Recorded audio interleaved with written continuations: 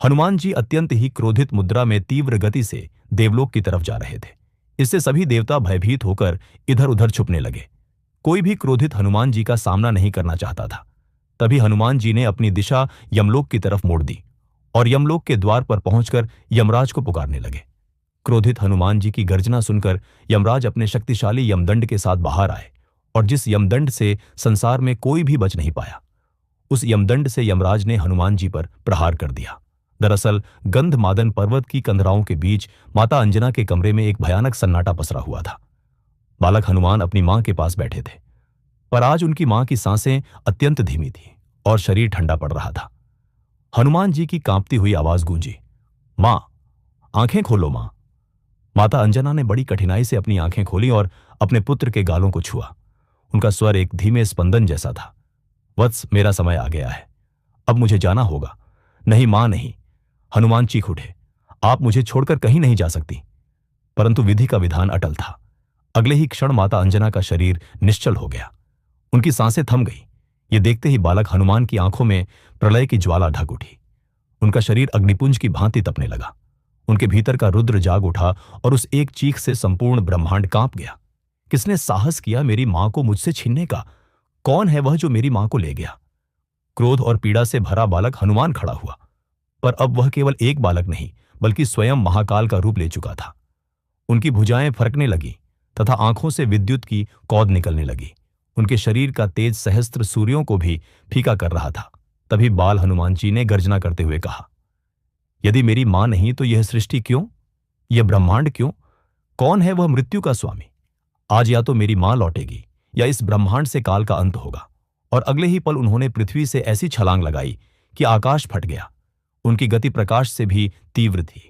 उन्होंने बादलों को चीर दिया और देवलोक की ओर बढ़ने लगे। देवता उनके प्रलयंकारी रूप को देखकर भयभीत होकर इधर उधर छिपने लगे। इंद्र का सिंहासन डोल गया। वायुदेव सहम गए। किसी में इतना साहस नहीं था कि वे उस क्रोधित अग्निपुंज का मार्ग रोक सकें। पर हनुमान जी का लक्ष्य देवलोक नहीं था। उन्होंने अपनी दिशा बदली और अंधकार से घिरे यमलोक की ओर मुड़ गए। यमलोक के द्वार पर पहुंचकर उन्होंने ऐसी गर्जना की कि यमपुरी की नींव हिल गई। कहां है मृत्यु का राजा? कहां है यमराज? आज अंजना का पुत्र उनसे न्याय मांगने आया है। उनकी ललकार सुनकर स्वयं यमराज, जिनके हाथ में वह अमोघ यमदंड था जिससे आज तक कोई प्राणी नहीं बच सका, अपने भवन से बाहर आए। उनकी आंखें अंगारों की तरह जल रही थीं। उन्होंने गंभीर स्वर में कहा, हे बालक, तुम काल के नियम को चुनौती दे रहे हो। मृत्यु ब्रह्मा का विधान है, उसे कोई नहीं बदल सकता। यह सुनते ही हनुमान जी का क्रोध अपनी चरम सीमा पर पहुंच गया।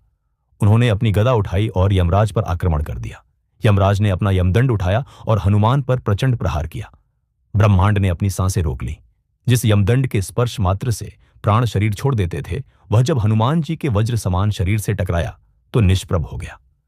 हनुमान जी पर उसका कोई प्रभाव नहीं हुआ, क्योंकि कुछ समय पहले ही सूर्य को फल समझकर खाने के उपरांत उन्हें यमराज ने ही यमदंड से अभय होने का आशीर्वाद दिया था। हनुमान जी ने फिर कहा, मुझे मेरी मां वापस कर दो। पर यमराज ने जब मना किया तो हनुमान जी ने अपनी गदा से ऐसा प्रहार किया कि यमलोक की धरती कांपने लगी। तीनों लोकों में हाहाकार मच गया। ब्रह्मांड का संतुलन बिगड़ने लगा। यह देख स्वयं परमपिता ब्रह्मा यमलोक में प्रकट हुए और कहा, रुको हनुमान, तुम्हारा क्रोध सृष्टि के नियमों को भंग कर रहा है।